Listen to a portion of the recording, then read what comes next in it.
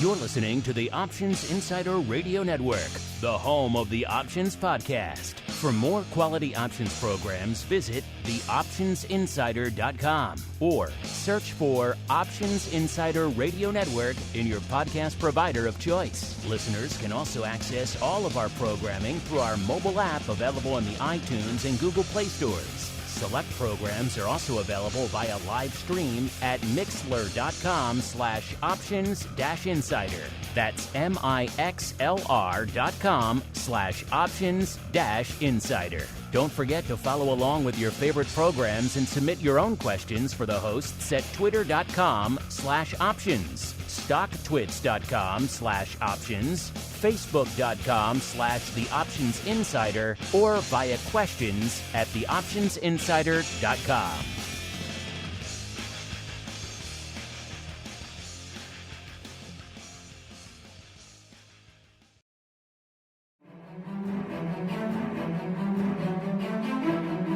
The futures markets can be downright scary. Limit up, limit down. What the heck is RBOB anyway? Are they going to dump a truckload of soybeans on your front lawn if you click the wrong button? Come to think of it, maybe you should just stick to your comfort zone. Or you can break out of it with the Futures Rundown. The Futures Rundown is here to help you make sense of these scary markets. We'll analyze all the top futures trading activity, explore the ins and outs of your favorite products, explain exactly how futures work, and hear from leading experts in the futures markets. We'll even tackle all of your wildest futures trading questions. If it involves futures, then you'll hear about it on the Futures Rundown.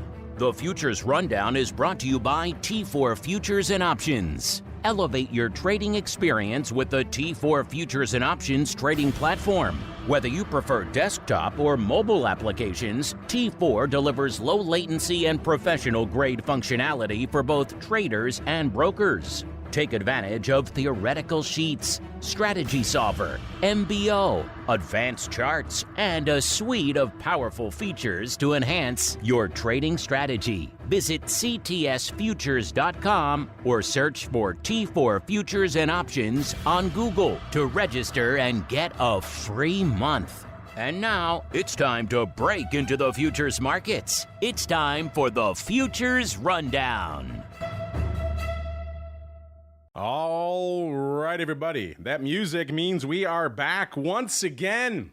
It is Wednesday, not just Education Wednesday on the network anymore. No, it's also Futures Wednesday because, of course, it's one of the latest editions, not the latest. We just added a new show last week. So, man, the network 18 plus years in, continuing to grow. What's that? 3 new shows in the last 6 to 8 months, something along those lines. Wild times. You folks clearly can't get enough. But thanks to all of you out there who've been enjoying the Futures Rundown since it launched last year. And, of course, the newest edition that launched last week, the Hot Options Report. Of course, that means wherever you're getting this, make sure you're subscribed to the full network. It's getting you over a dozen shows now out there. And then, of course, if you want to go above and beyond, you think you're ready, you want to join us for the live streams, you want to join us for awesome pro Q&As. And if you like this show, you would have loved the pro Q&A yesterday with a guest on this show in the past, Mr. Rich Excel. We talked FX, we talked crypto, we talked equities, we talked vol, we talked metals, we talked energy, you name the product category. I think we hit them all. So if you like all things futures, the pro Q&A yesterday was definitely for you. You can still check it out, as well as everything else we do, options, oddities, giveaways, all sorts of fun. theoptionsinsider.com/pro is the place to go to learn more. As we learn who's joining us on the old Futures Rundown today, I'm pleased to welcome on a first-timer on the program, but not on the network. He joined us a few weeks ago on the European Market Brief, yet another new addition to the network. He is Murad Asghar, the founder over there at EdgeClear. Murad, welcome to the Futures Rundown. Thanks for having me on. Like I said, you joined us on the European Market Brief, but that's a new show with a little bit different audience. So let's really quickly at the top of the show for all of our listeners here on the Futures Rundown, give us a quick overview of your background as well as what it is you folks do over there at EdgeClear. Yeah, so my name is Murad Asghar. I'm the founder of EdgeClear, and we're an introducing broker, futures introducing broker here in Chicago. And my background is I'm known online as Future Trader 71, if you want to look that up on X or Twitter. And essentially what EdgeClear is we provide access, electronic access to the markets, various platforms, trading platforms. We support CTST4 and Sierra Chart and all these products. The difference between us and others is the fact that our brokers are also traders, so they kind of get it. And we assign a personal broker to each client so that you have a continuing relationship with every individual here. I want to make sure you know that trading derivatives is not suitable for all investors because of the leverage involved. So go easy, start with micros if futures are new to you. I like that, a personal broker. So if I get Joe, I'm getting Joe all the time. I like You're getting Joe no matter what clearing firm you go to. That's right. All right, listeners, now it's time for us to go right on into the trading pit. It's time to break down all the action that's lighting up the futures markets this week. What's limit up and what's crashing and burning? Let's find out. It's time to enter the trading pit. All right, everyone, welcome to the Trading Pit, the portion of the show where we break down what's lighting up the futures markets this week. And Murad, I have a bunch of upside and downside movers and shakers to get to. But before I get to those, what's catching your eye this week in the world of futures, sir? So this week, more tariff talk. So you're looking at fundamental products like gold, and you might have one on the list here, platinum. We have ECB on Thursday. So, those Eurex products are going to come in handy with the Bund, the German 10-year note, which is called the Bund, symbol FGBL, as well as the indices, the FDAX and the Euro stocks for that. There's nothing really big on the calendar other than that. So it's really, we're in a volatility regime, so it's really about, how things shake out, just like the move today in the S&Ps and the NASDAQ, just popping higher on the potential deal with Europe with regards to tariffs. Yeah, we're all living in a tweet-by-tweet market right now out there, which is good because it's making things a little bit more interesting than otherwise what would be probably a pretty quiet time of the year, mid-July, not exactly usually a banger when it comes to volume. We'll get there in a little bit if these markets are lighting up the tape or not from a volume perspective. All right, to the green, to the upside we go for the week, listeners. Our top five here. Number 5, keeping it in metals, but not a metal we talk about that often on the show. It's aluminum, up a little over 5%, about 5.07% this week. Number 4, a metal we have talked about quite a bit. We're getting base.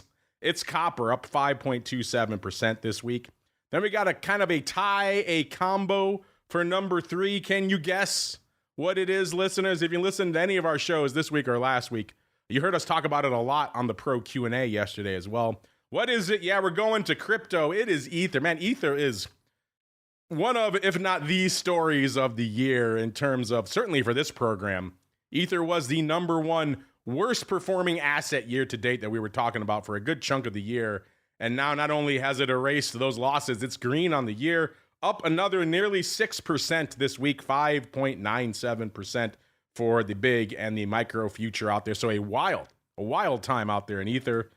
Just in the last month and a half, it's been absolutely crazy. Of course, crypto week last week setting off a lot of that as well. Number 2, another frequent offender to the downside, maybe getting back a little bit of its lost mojo. It's OJ, up 7.41%.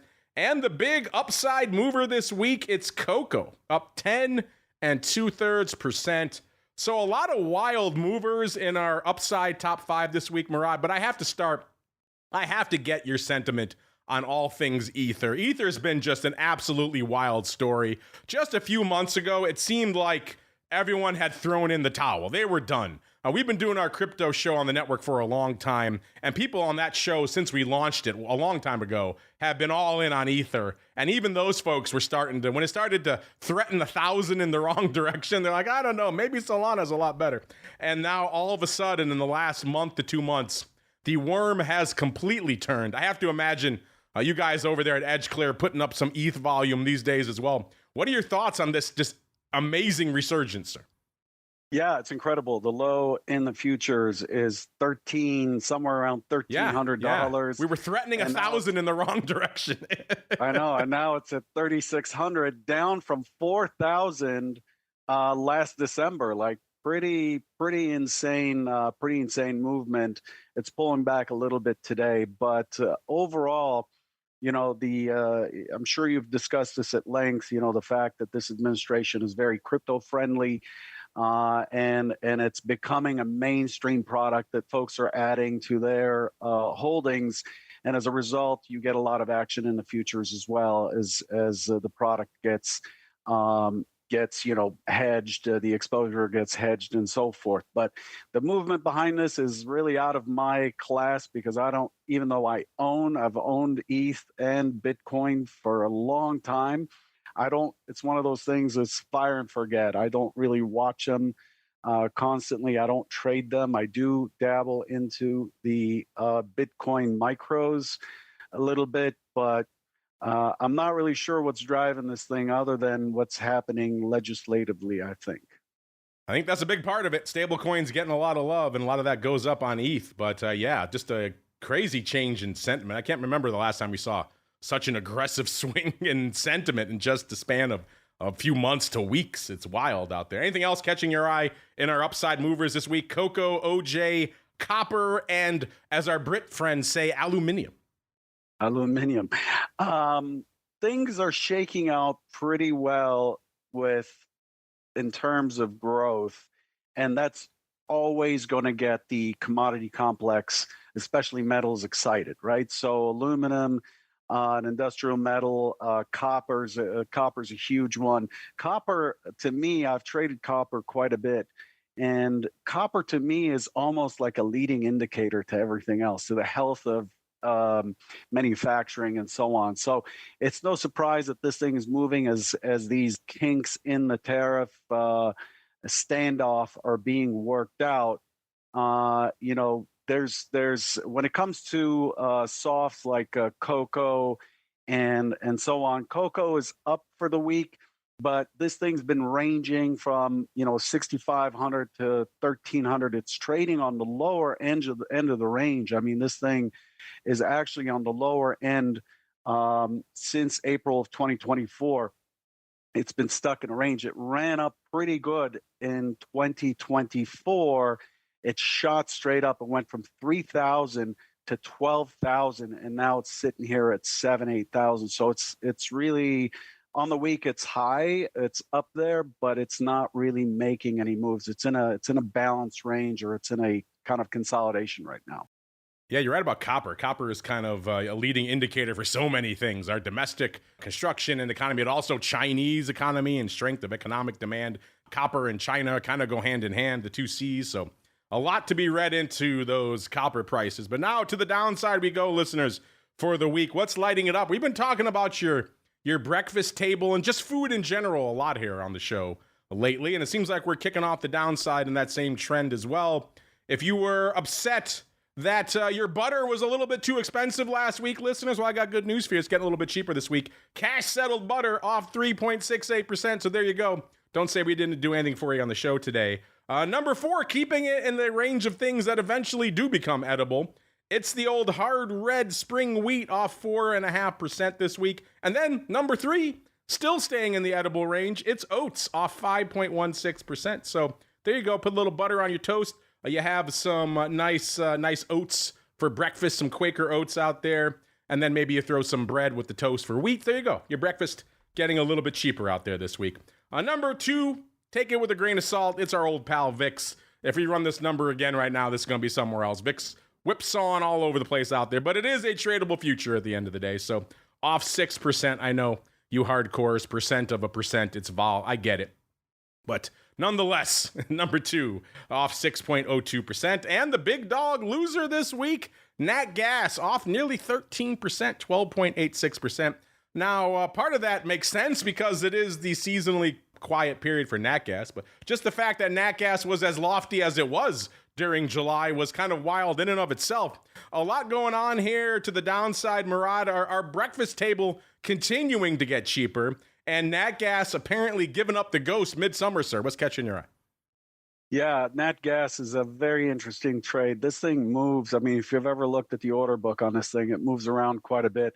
It's interesting how you put it together. You know, I could put together my oatmeal, throw a little bit of butter in there and some wheat, and then when I go to heat it, it's even cheaper. You know, with my there you go. My gas oven. When you cook it with the gas oven, there you go. Now it's all complete. But gas is at the lower end of the range of a consolidation range right now. It looks like it wants to break to the downside.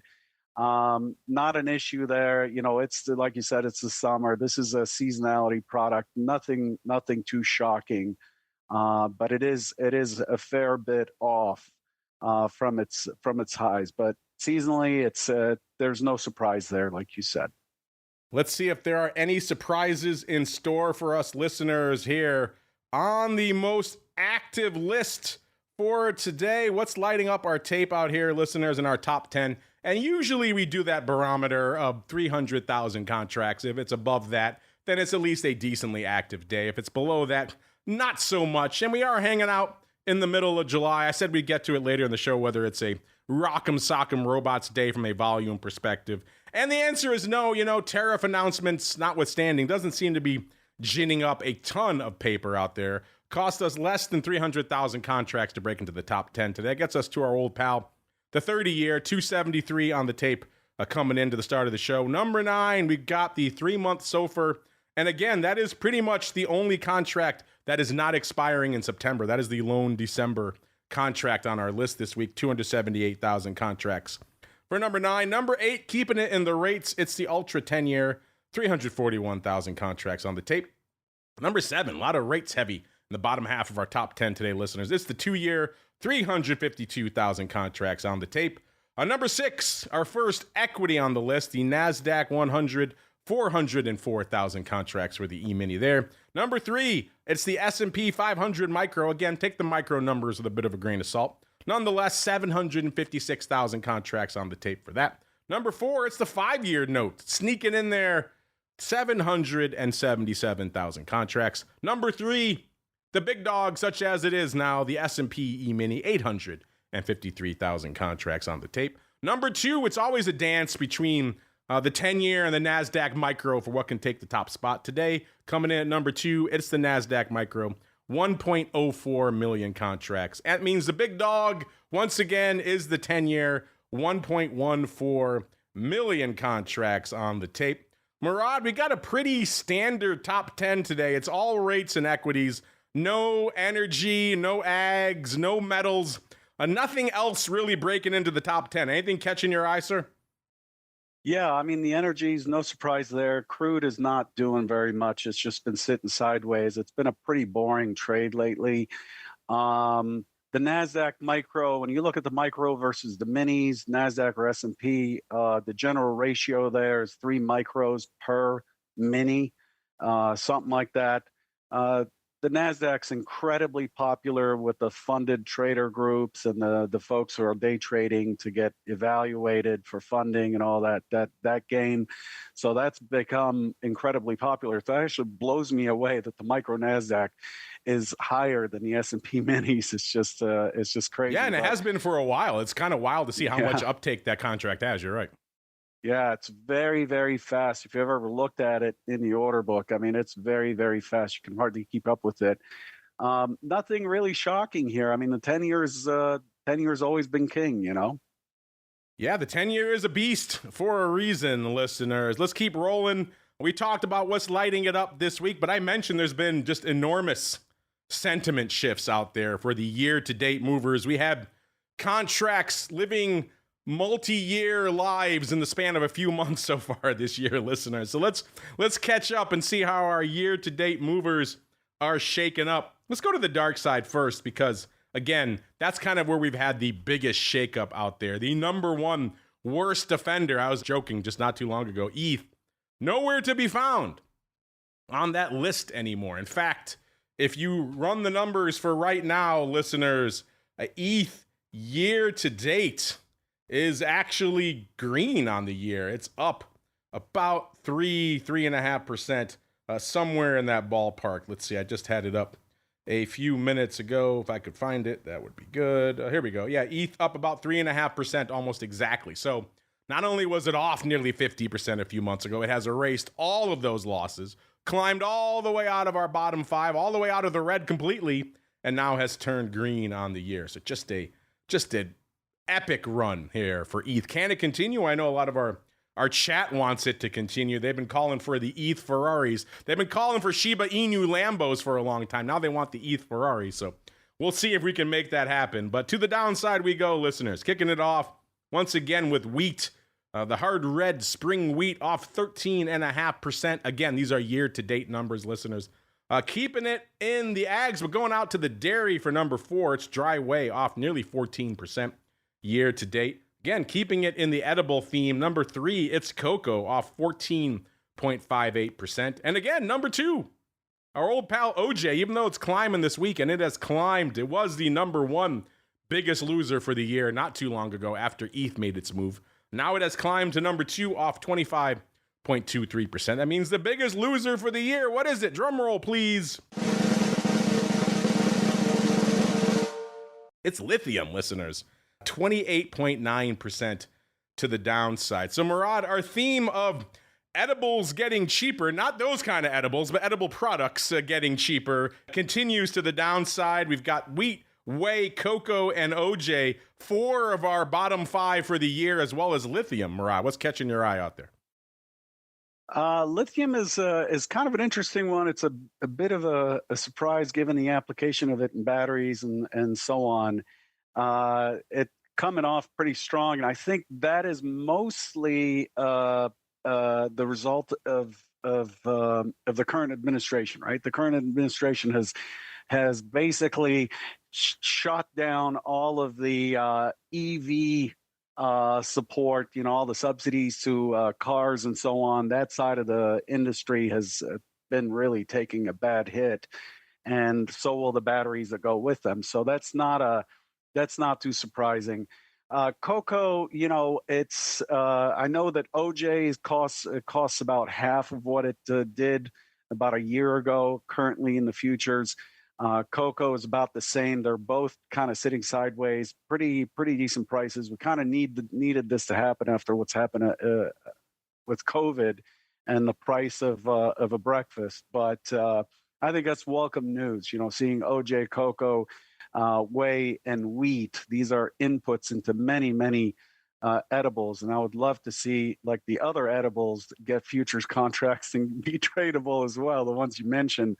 But yeah, overall, this is very deflationary, and it's good news for all consumers. That is good news out there, listener. All right, see if we can find more good news to the upside for the year. And the theme for the upside to the year, Murad, was pretty much just buy metals and go away. It seems like that trade pretty much worked. Doesn't matter if you get precious or you get base. It all pretty much worked out. Number 5 to the upside for the year, listeners, our old pal silver. Where's Uncle Mike when we need him? Up 30.7%. So after kind of languishing behind gold, spoiler alert, we don't see gold in our top 5 right now. Silver stealing that spot right now.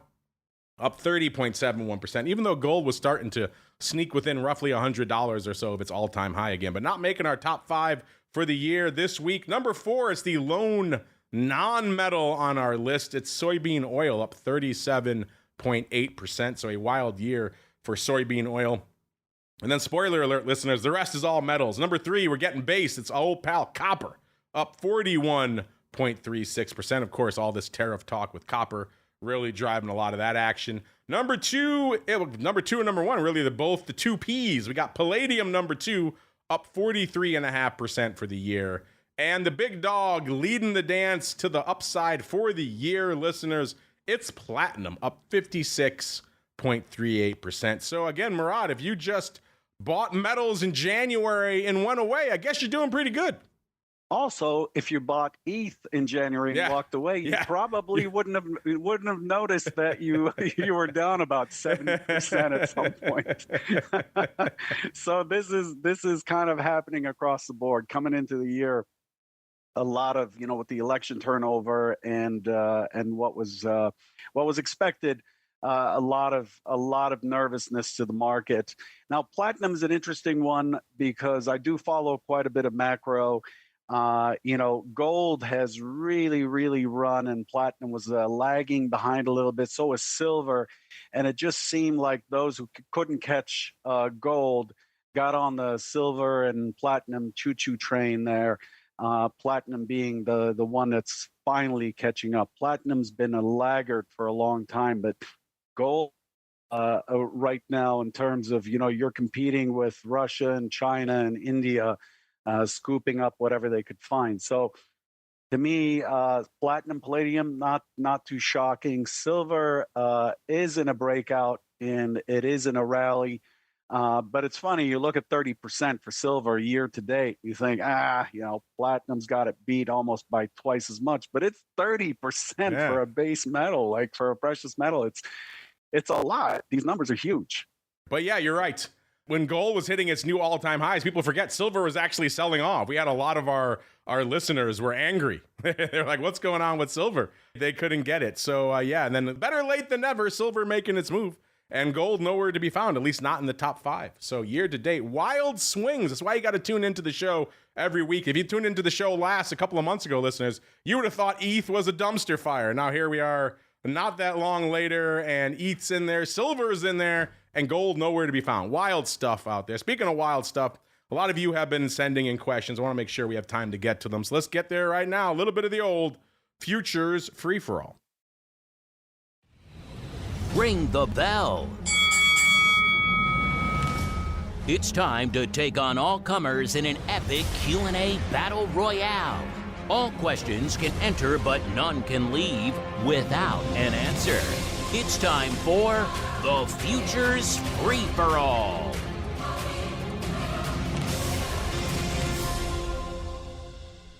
All right, everybody, welcome to the Futures Free-for-All. I'm glad to see so many of you folks engaging with this newer show out there, rating, reviewing, listening, sending questions and comments out there. If you have questions in the live chat, make sure you hit us up out there. Of course, you can hit us up via the usual places, at options on most major social media platforms. That will get at us, listeners. Questions at theoptionsinsider.com also works. Either way, a lot of ways to get at us, just like D. Thomas did this week. He actually has a product request. He says, can you please do a show or a segment about futures spread trading? I see these things quoted all the time, but can't seem to get my head around trading them. Thank you very much. Well, you know what? What's the old saying? You can always tell a genius because they think like you. We were thinking the same thing there, D. Thomas. We thought it might be a good subject for a future contract spec segment where we kind of break down some of the more popular spread products out there, because you're right, they are quoted and traded quite a bit. They're also a little bit intimidating if you've never really come to grips with them before. So your request is taken very much to heart, D. Thomas. I think we will have a future episode all about spread trading, some do's and don'ts. That said, Murad, if you want to leave our listener here, D. Thomas, with any tips, since you're on this episode with us, when it comes to all things future spread trading, have at it, sir. The first thing I want to say is it sounds like D. Thomas has spent some time looking at these. Just make sure you're trading correlated products. The traditional spreads are like NOB. NOB spread is notes over bonds, just basically trading different durations on the curve. Or you're trading S&P versus the Dow futures. You can get a lot of efficiency, capital efficiency. In other words, if you trade an exchange recognized spread, you can do it for very, very low margins because they're considered a hedge against each other. I would say that it's not a graduate level thing to do, but it's a little bit more advanced. I would get very versed with the underlying products first before I jump into spreads. It's futures 201, maybe not a 301, but it's a 201 out there. Exactly. So a good question, a good request, I should say, D. Thomas. Look for that coming to the show feed sometime in the near future. We'll dive deep into spread. Should be a fun time out there.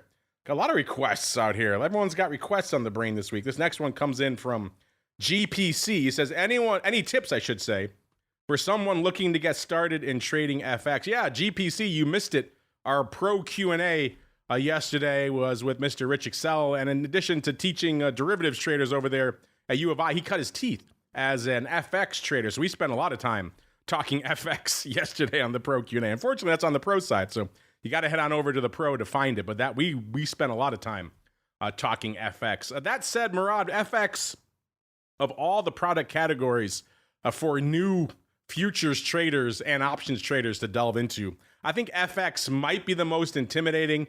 You have to, going back to the spreads question, you have to think about two assets simultaneously because you're talking currency pairs now. It's still quoted in obtuse decimals that are very different than what most people are used to. They have to think about, wait, what's over in the spread, what's not.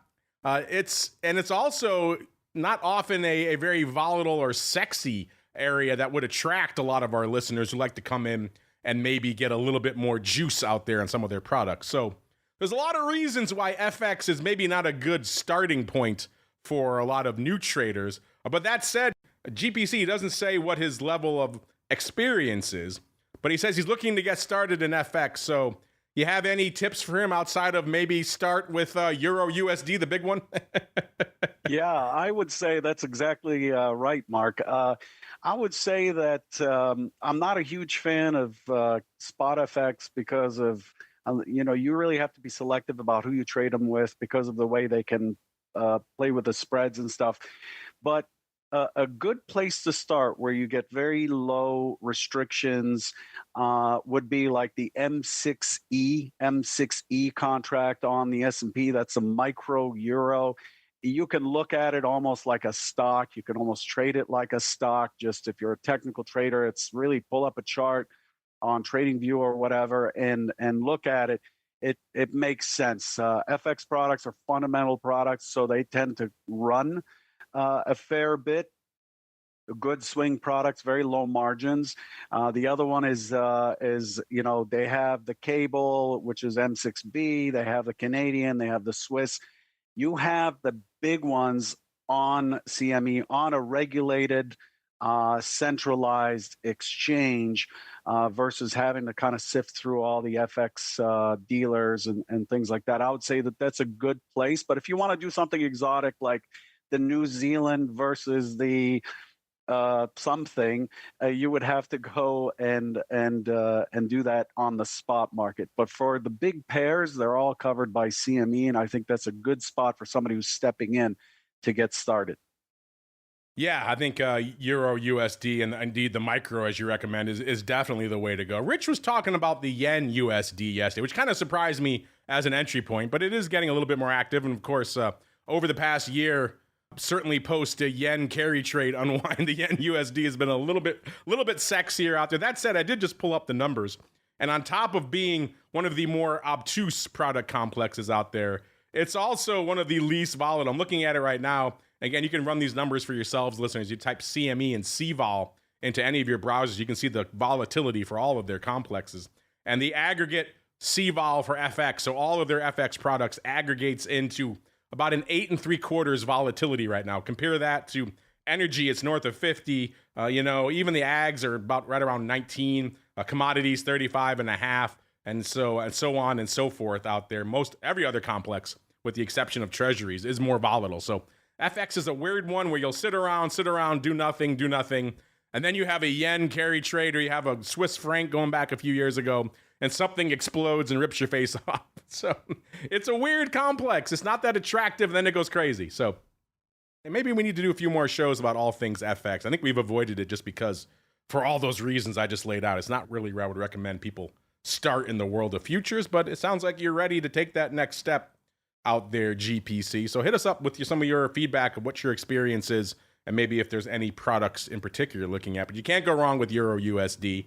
And maybe if you're intrigued by, obviously Japan's been on the headlines again, maybe Yen USD could be an interesting place to go as well. Stay with the higher volume pairs, obviously. You start getting to the bottom of the barrel in the FX complex, and things get pretty illiquid fairly quickly. All right, let's keep going. We got time for a few more here. Let's go out to an interesting handle, Mint Charles. Mint Charles wants to know, This question is for the Futures Rundown. Can you please explain the purpose of the COT report, aka the Commitment of Traders report, listeners, and whether it's still relevant in 2025? And you know what, Mint Charles, you are in luck, because we did just do an episode all about, I could tell you're a little bit of a newer listener probably out here. I'm going to look and see if I could find the exact episode for you out here, listeners. If you want to find it for yourselves, probably the easiest place to do that is just head on over to our website, theoptionsinsider.com, and then click on the show archive. And then from there, you could search for whatever show you want to find out here, listeners. And I'm navigating, I'm trying to find the exact episode number for you. But that said, listeners, we did just talk about it. I think it was myself and Dan Gramza, and we went deep into the notion that, and it seems antiquated, and in many ways it is, because it's lagging old information. As people want up to the date, you're trading intraday swing futures. Do you really want to deal with lagging information? But there still is some utility in some of that data out there, and definitely, I think, worth, at the very least, a glance. It's easy, free to get. Most places make it pretty accessible. And again, I'm going to look and see if I could find the exact episode for you. But we did a deep dive into it. That said, Murad, you must get this question all the time about the COT report. He wants to know, what is the purpose of it, and is it still relevant, in your opinion, sir, in 2025? One of the mandates, one of the key things that happen in futures is a tradition that's still enforced today is transparency. Now, you can't be transparent to the second or the millisecond because you're taking away people's competitive edge, but these are really important reports for anybody that is hedging or swing trading or holding positions, because it actually accurately breaks down the type of participants, how much volume they're holding. You could see who's an asset manager versus a dealer versus. It's just incredibly enlightening information for those people who are digging through and looking at supply and demand and so on and so forth. So it is extremely valuable to many funds, and it is lagging by a week or two. Like the latest report's July 15th. It seems like eons ago. But it still tells you what you can do with a Commitment of Traders report is that you can look week to week to see how the open interest from the various participants is moving, because that tends to carry for a bit. It doesn't change all of a sudden from week to week. And that's what it's used for. It's not for day trading.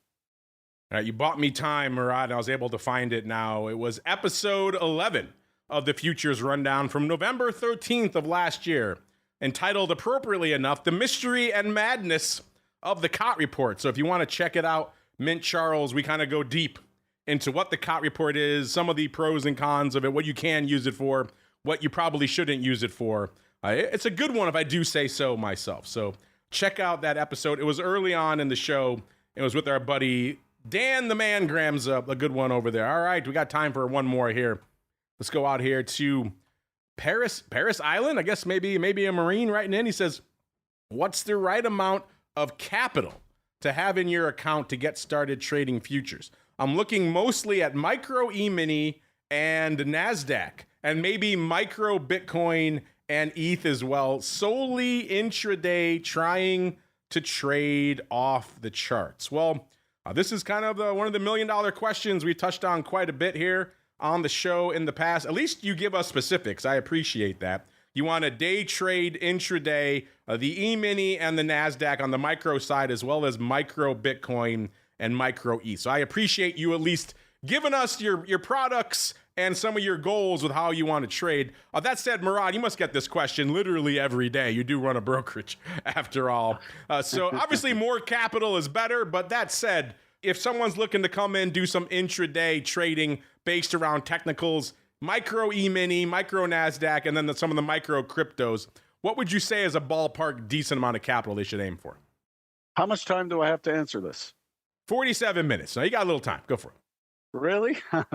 This is such a great question. And it's an area where a lot of people who are coming from equities and Forex and CFDs and whatnot, coming into futures, don't really understand because they're being sold on lower margins are better. Lower margins are not better because the lower the margin, the higher the leverage, the higher the risk of ruin. I will give you some rules to go by. If you go to edgeclear.com/contract dash specifications, there's a table there that shows you the margins on all these products. The NASDAQ, for example, initial margin is at $3,400 per contract. My recommendation to you is you should never use more than 25% of that. So you're looking at about $850 per contract that you want to trade. In terms of intraday leverage, there are brokerages out there that'll give you a lot less, like $100 a contract, which to me seems insane. But what you want is, if you want to trade, if you tell me I just want to trade the NASDAQ one lot, I would say, probably $1,500 to $3,400 is all you need. One lot, that's it.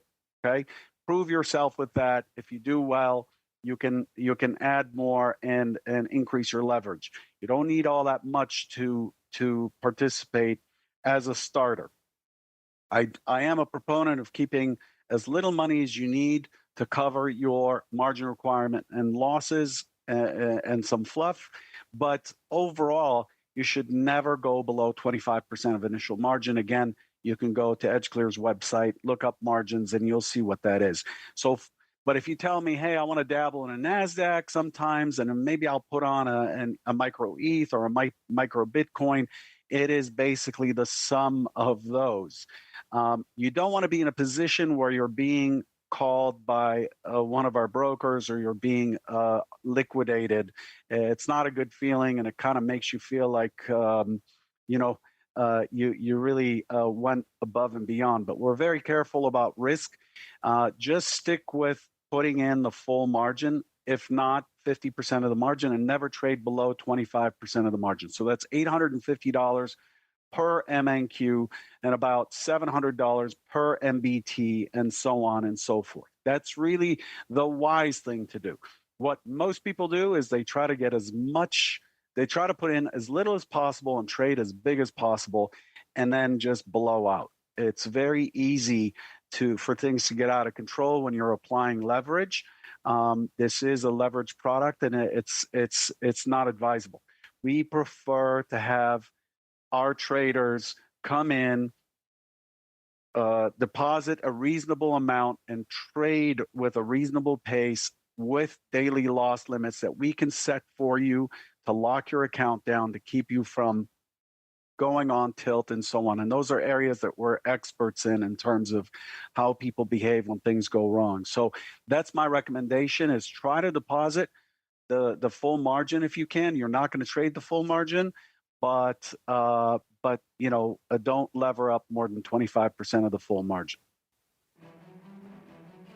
How did I know you'd have some thoughts on that one, Murad? That's obviously very near and dear to your heart over there. That music, though, means we are out of time for the Futures Rundown for this week. Thanks to everyone who took the time to write in with such great questions. Thanks to everyone who continues to join, listen, download, rate, review, stream, all the fun stuff out there on the show. And thanks to you, Murad, for joining us to help tackle all the fun products that are lighting up the world of futures. And if folks want to learn more about all things EdgeClear, where should they go? What should they do? Hit us up at edgeclear.com. You can get on chat and ask whatever questions you have about futures. There's no requirement to open an account. We will try to help you and guide you and send you in the right direction no matter what. If you want to hear from me personally, my X or Twitter handle is FuturesTrader71. You can find me there. There's quite a bit. I do a daily rundown of the market before the open if you're someone who is interested in day trading, and I'm happy to answer your questions or point you in the right direction wherever I can. There you go. Check them out over there, edgeclear.com, the place to go to kick the tires and light the fires. That is not going to do it for us on the network today. Back again at a little less than an hour now, 3:30 p.m. Central, for the Hot Options Report, the latest edition to the network. Back again tomorrow with our usual Thursday triple header, back with our friends from SIBO to talk a bunch of unusual activity and all sorts of flow fun on the option block, followed by our friends from CME to talk all things this week in futures options, and of course the hot options report once again. Friday, of course, back with our good buddy Dr. Vix and associated special guests for all sorts of fun on volatility views. Then we're back exclusively for our pro friends one final time to talk the week's worth of unusual activity on options oddities before we wrap it all up with the final hot options report for the week. Then we're back again next week all the way through to next Wednesday. Another great episode of the Futures Rundown. Stay safe out there, everybody. You're listening to the Options Insider Radio Network, the home of the Options Podcast. For more quality options programs, visit theoptionsinsider.com or search for Options Insider Radio Network in your podcast provider of choice. Listeners can also access all of our programming through our mobile app available in the iTunes and Google Play stores. Select programs are also available via live stream at mixlr.com/options-insider. That's mixlr.com/options-insider. Don't forget to follow along with your favorite programs and submit your own questions for the hosts at twitter.com/options, stocktwits.com/options, facebook.com/theoptionsinsider, or via questions at theoptionsinsider.com.